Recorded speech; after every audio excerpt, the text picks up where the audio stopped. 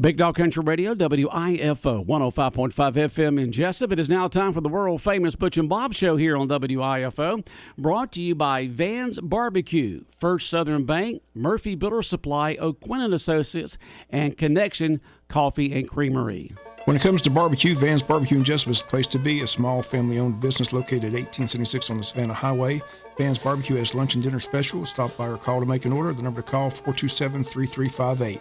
Van's Barbecue's new manager is Sarah Van. Van's Barbecue offers potato salad, coleslaw, baked beans, and don't forget their delicious mac and cheese. Also, check out their shrimp plates, the best in town. Yes, when it comes to the barbecue, head to Van's Barbecue, locally owned and operated. Stop by and tell them the Big Dog sent you. Once again, the number to order, 427-3358. Hi, I'm Mandy Yeomans. And I'm Raymond Brown with First Southern Bank. As your locally owned community bank, we're here to help our community grow. Our customers are why we are here. You can tell we want your business. We offer all types of deposit products, personal and business. We have fast, efficient service, and yes, we have online banking too. I'm sure we have an account to fit your needs. Stop by or call us at 912-588-1010 and see how First Southern Bank can help you. We're FDIC Equal Housing Lender. Since 1946, Murphy's Builder Supply has been serving the folks of Jesup, Wayne, and surrounding counties with quality products and knowledgeable service. Matter of fact, they feel they sell service first to make sure you get exactly what you need for your home improvement projects. And with each employee at Murphy's being there for 10 years or more, you know you're talking with someone with the experience to help you with building supplies, tools, paint, and all the things you need from a full-service hardware store. The best choice in home improvement is Murphy's Builder Supply, 156 Northeast Broad Street, Jesup. Do you know why most people don't invest outside work or at all? Because they don't know where to start and they don't know who to talk with. If this is you, give me a call. Hi, this is Sean O'Quinn. I can help set up a plan no matter where you are in life to get you on a suitable path to a sound financial future. Give me a call, Sean O'Quinn, at 912-385-1000 or stop by the office at 212 South 1st Street right here in Jesup. That number again is 912-385-1000. Nothing brings people together quite like a great cup of coffee. At the Connection Coffee and Creamery, you will find a place where conversations begin and friendship never ends. Whether you're looking for a space to connect or a caffeine pick-me-up on your way to work, we've got just what you're looking for. From delicious handcrafted beverages to rich creamy ice cream or a filling breakfast and lunch items, we've got you covered. Short on time? Order through our Joe app or give us a call and we will have your items ready for pickup in our drive-thru. We are open Monday through Friday, 6:30 to 5, and Saturdays, 8 to 2. We are located at 254 West Cherry Street. We look forward to connecting with you.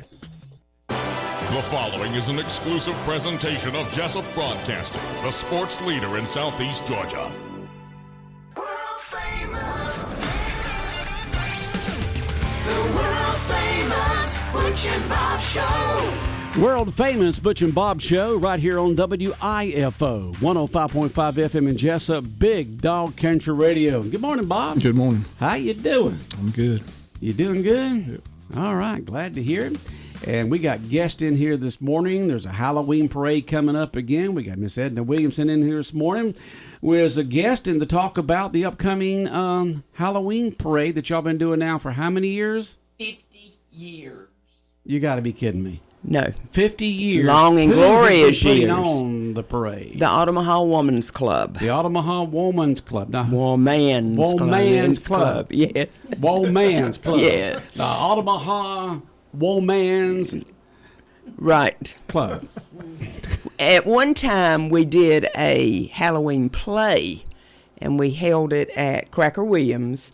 And the schools would actually bust the children in to see it. Now, that's the thing of the past. Mm-hmm. But that was a while ago. A while ago. That was over 50 years ago. Yeah, when we were over younger. 50 years ago? Mm-hmm. Yeah.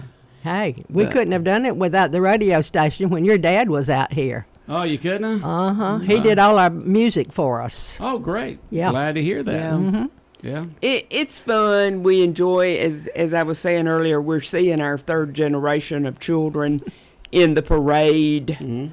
And we start lining up about 4:30 at what at that time was American National Bank. And now it's Jesup Insurance Agency on the corner of Cherry and Macon. The police block off Cherry Street, and we all line up and walk down Cherry Street to Broad, take a right on Broad, and end up beside Bodner Chiropractic. Okay. And everybody gets a bag of candy. They get a book, and we have cash prizes for scariest, First, second, and third places. Scariest, cutest, most original to Halloween. adult, and we- family group. Yeah. Drew for years won because he was about the only adult that showed up, but word's got out now, so he's got some competition. He's had enough as it is. Well, I He know, had to you know, check he the looks film like costume. Lurch or something, you know. But he's had to step up his game and do a little more if he wants Because a you got prize. competition now. Huh? Yeah. That's okay. Yeah. All right. But it's fun. We Okay. enjoy it. Now, who's all invited to participate in the Halloween parade? Anybody that wants to come. Anybody. Does not matter. Okay. And I guess most of them are dressed up in their Halloween outfits. In their Halloween outfits. And some Okay, of these for the- mamas go to a lot of trouble, creating these outfits. It's not just a store-bought thing. Of course, you got those too. Right. And we all come in costume. And we the Omaha Women's Club. Yes, we come in costume. Most of us are witches, but our husbands say that's what we are anyway. So Little typecasting going on there, Edna? yeah. Well, with my birthday being Halloween, It is? Oh yeah. Oh, boy. So when is this parade? The parade will be Tuesday, October 31st. On Halloween. On Halloween, lineup starts at 4:30. Okay. Kicks off at 5. In downtown, just. Downtown Jesup. Right there at the American National Bank old building, which is now Yes. the Jesup Street. American National Bank is where I got my student loan from, and I want folks to know I paid that off. You paid it I off? paid it off when I went to the University of Georgia. I paid mine, not like some Generation Zers today who are wanting to get the free stuff from the government. I paid mine off. I paid mine off too. Yeah. I didn't look to the federal government to help pay for mine. Nope. I paid mine off. But, of course, today it's the Jesup Insurance. You'll start there, go down Cherry Street, turn right on Broad, end at Bodner Chiropractic. And it makes it good that y'all starting line up at 4:30 and the parade begins at 5 because the kids can just go from there and go straight into Halloweening, if that's a word, starting at 6 o'clock. With the trick-or-treating. With the trick-or-treating Yes. here in Jesup and Wayne County and Scriven and Odom, all that Right. begins at 6 p.m. on Halloween. Yes. And on Sunday, I know that Calvary, First Baptist, and First Methodist are having fall festivals. That's this coming Sunday. Yeah. Okay. And there's going to be a hayride between the three places to haul them from First place to Methodist, place. First Baptist, and Calvary. Calvary. Mhm. Okay. And they're blocking off the street, aren't they? Yeah, blocking Cherry Street, and so we can make the circle. Getting into it this year. Yes, sirree. So those three churches will be doing that on Sunday, and then the Halloween parade beginning at 5 o'clock in downtown Jesup on Halloween. Correct. And so it's for children, it's for adults, it's for everyone to go down there and just get their Halloween on before trick-or-treating begins at 6 o'clock. That's right. Sounds good. And we invite y'all to come. Invite us to come, Yeah. huh? Well, It'll be fun. You might get some candy. Yeah, the police always like to work it because we always give them bags of candy. We've had wonderful, wonderful participation from our police department over all these 50 years. It's been great that they've just been very, very happy to come and help out and keep the children safe. Okay. Yeah, I saw Perry in Brunswick Thursday. He said, "Now you have talked to Chris and got it set up." I said, "Oh, they're ready to go. They're ready to go." Still looking after the city, isn't he? Or just free candy. It's good to live in a small town where you can do things like this. Yeah. Yep, that's true. And tell us a little bit about the Omaha Women's Club. Charlotte. Charlotte, tell us about it. Well, we're over 50 years old, too, our organization, and made up of women, and that's why we're the Women's Club. We don't allow you guys, other than honorary status occasionally. Honorary status. But our emphasis is on being a civic organization for Wayne County. Okay. Things that we do, we like to benefit our area, not send it off somewhere else. We work with all of the places like Tabitha's Place in Fairhaven and the Hope Chest and places like that, when they have needs, go into the schools. Used to do a lot more of it, but now it's a little more difficult to do that. Things like Read Across America, anything that they have going on in the school system, they don't hesitate to call us. We always do a Johnny Appleseed program commemorating him, and that's at James E. Bacon. We've done fairs. We've done all sorts of things. All kinds of things. We were one of the clubs. There were 3 organizations that started the Dogwood Festival. That's right. That was Rayonier, the Omaha Women's Club, and the Business and Professional Women's Club. Well, over the years, Rayonier said, "Hey, we're in the business of making paper, not doing festivals." Yeah, I remember their right. And out there at the Dogwood Club for several years with their tent set up there. Right, yeah, right. Many years. And then it just became the Women's Club with Mary Ellen. Mary Ellen kind of ran it up. Yeah. And then someone else took over for a while, didn't they? Well, I took over, and then after 30 years, I gave it to the Arts Council. That's what I meant, you. Me, yeah. When Mary Ellen passed away. Yeah, you took over for several years, and now the Arts Council runs Council, the Dogwood Festival. And so if a lady out there, how does a woman become a member of the Omaha Women's Club? Show up. Show up to what, Charlotte? Yeah, we meet the 3rd Monday of each month at 6:30, and we meet in the Chamber of Commerce conference room. Oh, okay.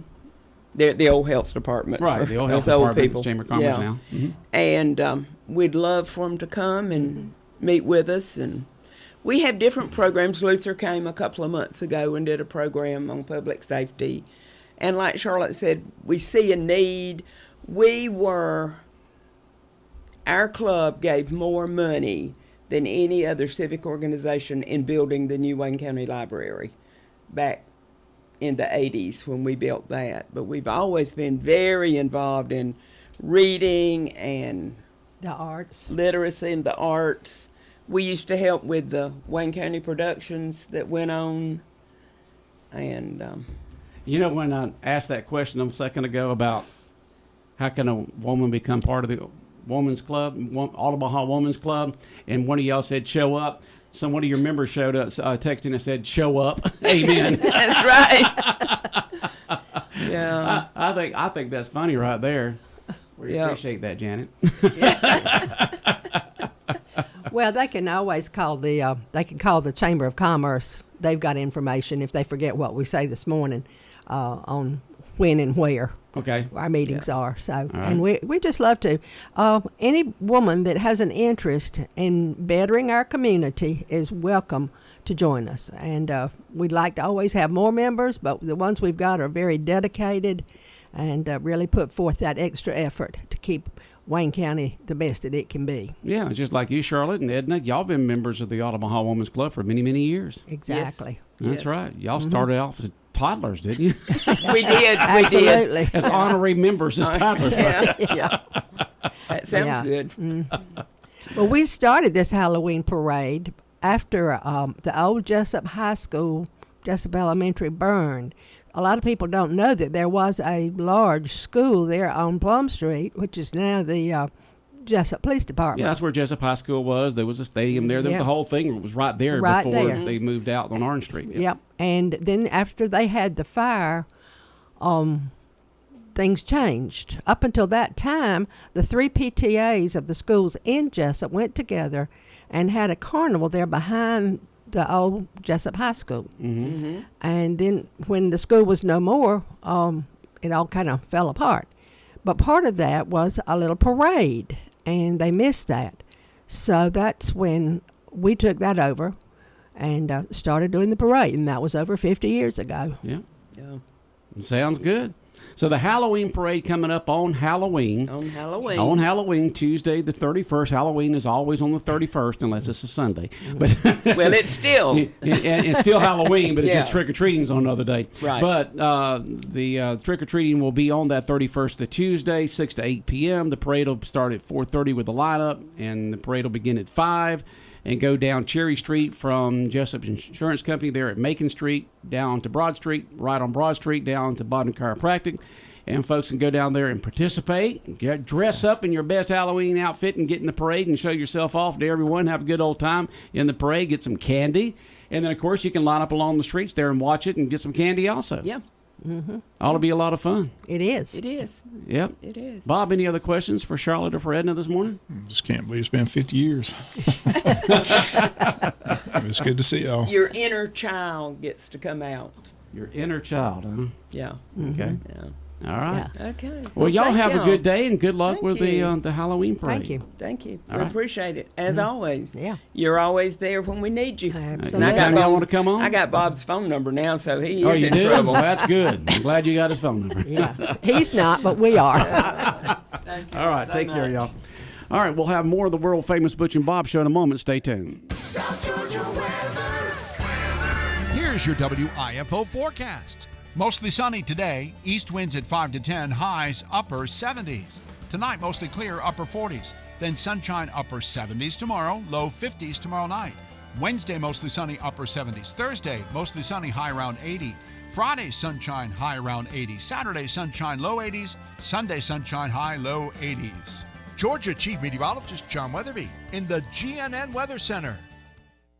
When further treatment is no longer an option, hospice can provide services to manage symptoms and difficulties caused by illness. Emotional, psychosocial, and spiritual care, as well as support to the families and caregivers, are all part of hospice care. Hospice of South Georgia has been a part of the health community in Wayne and surrounding counties since 1998. The professional yet compassionate attention provided by our staff is unsurpassed. Widely supported by donations from the local population, Hospice of South Georgia is the local nonprofit hospice in Wayne County. Our administrative office is located at 1625 Sunset Boulevard, and Hospice of South Georgia accepts anyone who meets hospice criteria, regardless of their ability to pay. Please call 912-588-0080 to speak with someone about hospice care. That was 912-588-0080.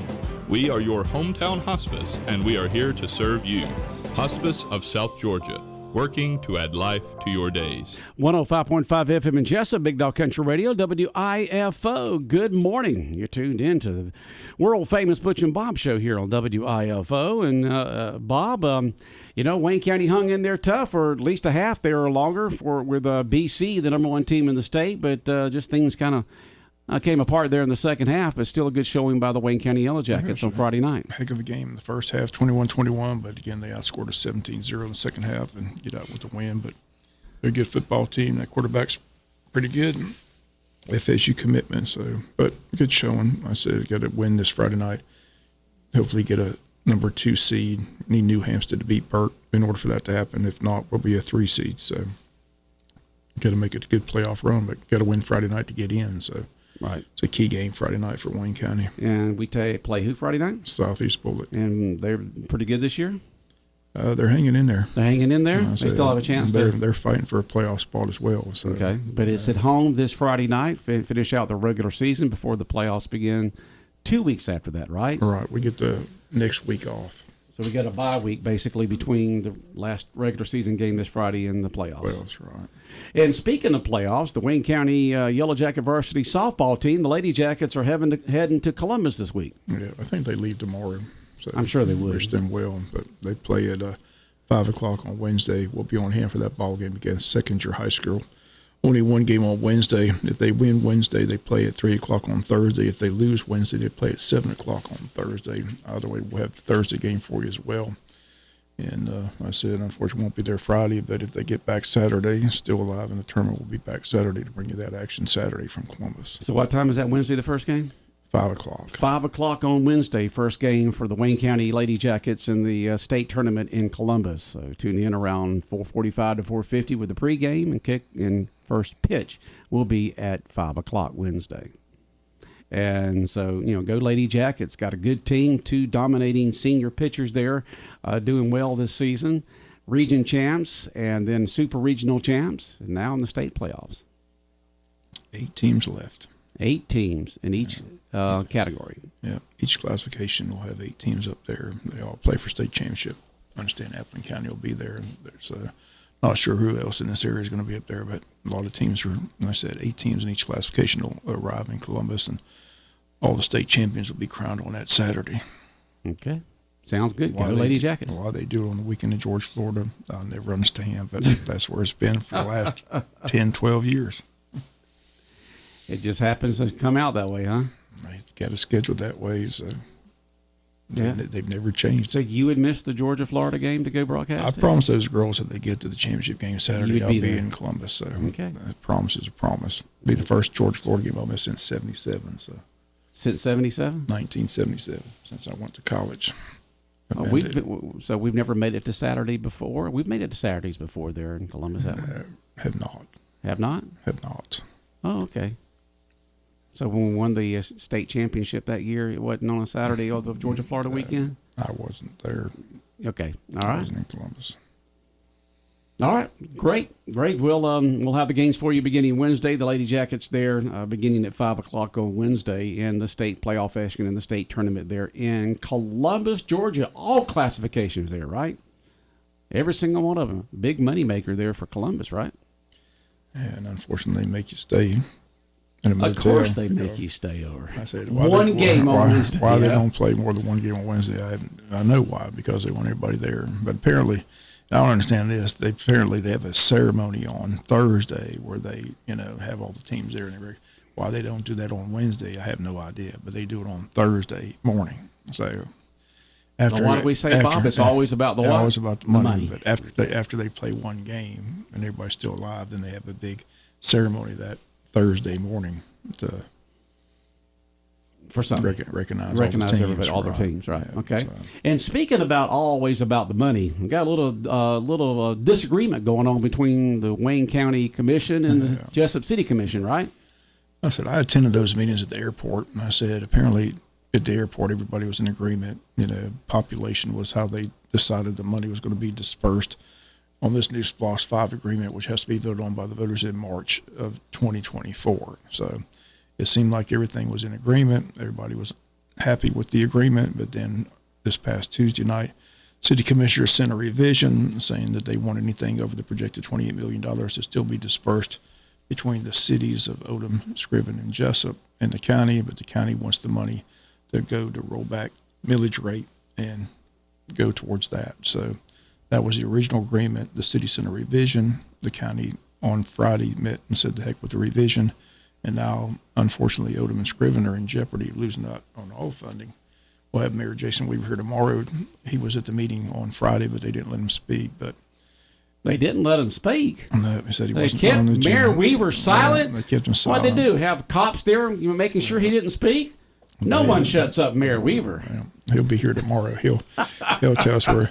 But unfortunately, if they don't sign this agreement, what will happen is the county registered voters will vote for just a county SPLOST, and the county will get all the funding and decide where it goes. So the city of Jesup would lose out on $9 million possibly if they don't sign this agreement. So now the county said that if it's above $28 million, they want to use that $4 or $5 million, whatever it is, to roll back taxes. But are they promising that, or are they just saying that they'd like to do that?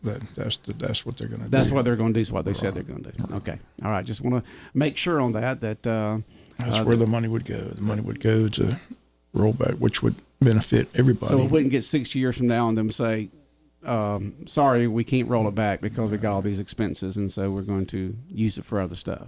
They're going to roll back the taxes in 7 years now because it wouldn't start the next year. Yeah, another point the county made when this thing was first discussed, the SPLOST, what the projects were. Again, remember they talk about a $42 million courthouse complex. Right. Well, they nixed all that. Of course, they nixed all that. They moved it down to a $10 million renovation to make it more secure for the jury. So it's not a tier 1 project, so that saves money as well. So the county feels like they've done everything. Like I said, Kevin McCrary said it this morning on that actuality we played. And with that first meeting, everybody walked away happy, thinking it was one of the best meetings that the city and counties had in a long time. Everybody was on the same page. But this past Tuesday night, the city of Jesup threw a monkey wrench in it, and Friday the county says to heck with that. So now the question is, what's the city going to do? They got a Wednesday deadline at 12 noon. Haven't seen any notification of a called meeting, what they're going to do. So now like I said, it's like a tennis match. The ball's back in the city's court. So yeah, you take the hot tater. We don't want it. They've got till Wednesday at 12 noon to make a decision. Yeah. But if they don't make the decision, like I mentioned, this SPLOST 5 still has to be voted on by the registered voters. Right, that's supposed to be done next March. If the city does not agree, what it'll be a county SPLOST with all the money going to the county, and the county will decide where the money goes to disperse. They want to look after. Well, they have to decide before then, because that's got to be presented to the state on where the money goes. Well, they have to put it in. But this is what the money's going to go towards. Well, the county's got their projects. I mean, it's the but they got security. If they get all the money, then it has to be revised, right? Because they've already divided 30% to the cities, Jesup, and then a little bit to Scriven, a little bit to Odom. And if Jesup, Odom, and Scriven is not participating, then they're going to have several million more dollars to decide what we're going to do with if it gets passed. I'm sure the resolution. They'll come up with something then, I guess. Yeah. That's the problem. The timeline's ticking away. They got to get this. They got to get this stuff to Atlanta. They got to give the county attorney time to write the resolution to send it to Atlanta to get on the ballot in March of 2024. Okay.